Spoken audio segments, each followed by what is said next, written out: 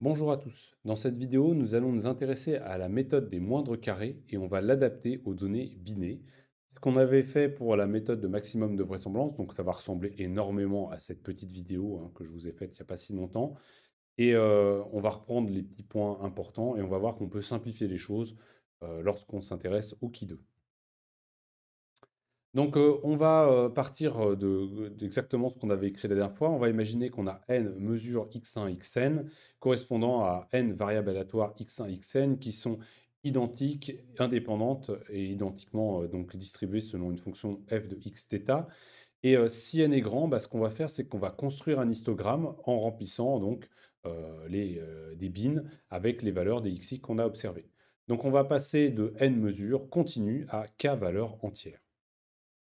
Donc ça, on sait maintenant que ça suit une loi multinomiale, hein. Et donc, on va fabriquer notre qui 2 en faisant la somme sur les bins du nombre compté moins le nombre attendu divisé par l'erreur, le tout au carré. Donc ça va nous permettre de créer notre qui 2.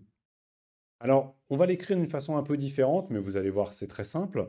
Le nombre compté, je vais noter ni, et le nombre attendu, bah, c'est n, le nombre donc de mesures totales, multiplié par la probabilité de tomber dans un bin.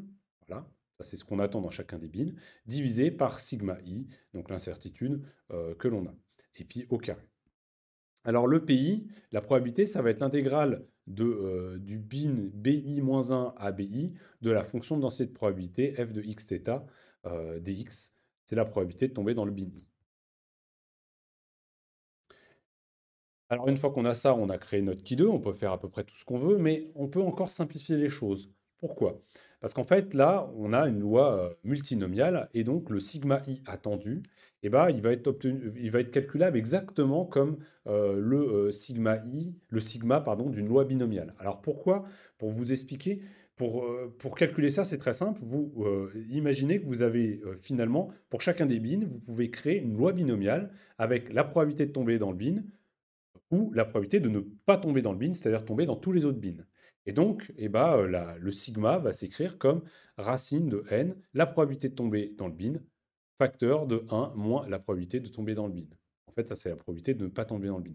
Donc ça, on l'avait démontré sur la loi binomiale. Bah, voilà ce qu'on obtient sur la loi multinomiale. En fait, une loi multinomiale, c'est plein de lois binomiales, en fait, les unes par rapport aux autres.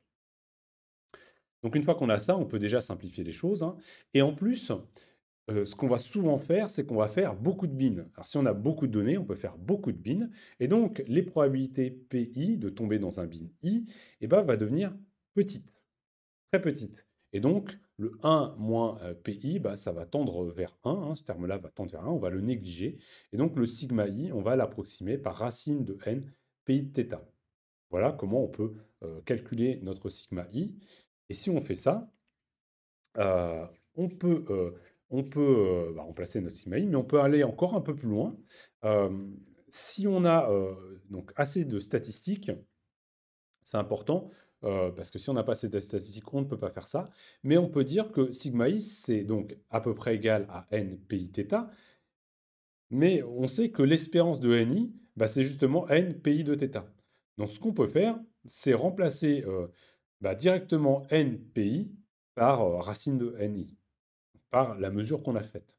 Alors ça, on va pouvoir le faire seulement si on a suffisamment de statistiques. Donc ça va nous obliger à écarter tous les bins qui sont avec peu de statistiques, parce que dans ce cas-là, ça devient faux, hein. Mais si on a pas mal de statistiques, et ben finalement, ce qu'on a vu, bah, c'est n fois la probabilité.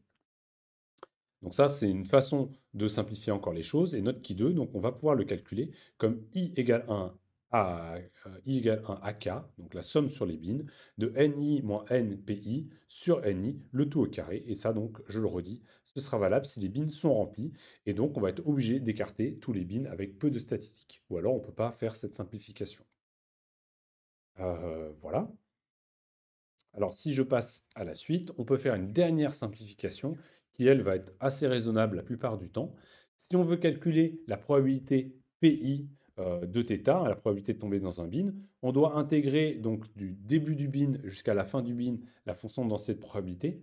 Et une chose qui est faite assez souvent, si le bin est petit, c'est de dire que c'est égal à la largeur du bin, delta B, fois la fonction de densité de vraisemblance, fonction de densité de probabilité, pardon, calculée au milieu du bin. Donc BI moins BI-1 sur 2 avec l'hypothèse θ.